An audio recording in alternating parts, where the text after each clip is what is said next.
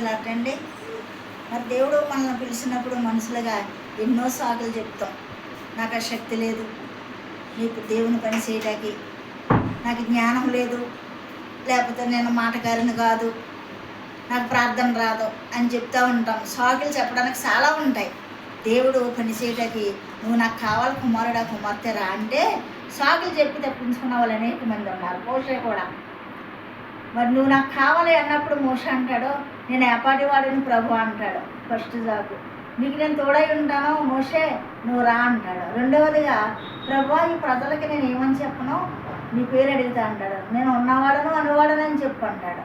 మూడవదిగా వారి యొక్క వీరు నమ్మడం లేదు ప్రభు, నమ్మాలంటే మరి ఏం చేయాలి అంటాడు. నేను ఒక సూసుక్రియ చూపిస్తాను, ఇదిగో ఈ కర్రను పాముగా చేస్తున్నాను, ఈ సూసుక్రియ ఈ యొక్క కర్రతో నీళ్ళు కొట్టినప్పుడు రక్తంగా మారాయి అని మరి మోషేతో చెప్పినప్పుడు మరి ఆ షాకు కూడా జవాబిచ్చాడు యేసయ్య. నాలుగవదిగా నేను మాట నేర్పరివాడని కాదు ప్రభు, మరి నేను రాను, నేను చెప్పలేను, నీ పని నేను చేయలేను అంటాడు మోషే. అయితే నీ నోటికి నేను తోడై ఉంటానని మోషే కూడా దేవుడు జవాబిచ్చాడు. మనము కూడా దేవుడు పిలిచినప్పుడు మనకు చేతనైన పని చేయాలండి. ఆయన పని తప్పించుకోకూడదు, తప్పించుకుంటా లేని సాకులు చెప్పకూడదు. సమస్తాన్ని మనకిచ్చాడు, ఆయన రూపాన్ని ఇచ్చాడు, ఆయన కళ్ళు, ఆయన అవయవాలన్నీ మనకిచ్చాడు, ఆయన రూపంలో మనల్ని సృష్టించాడు మనకి. కాబట్టి ఆయన కొరకు మనం ఏదైనా పని చేయాలి.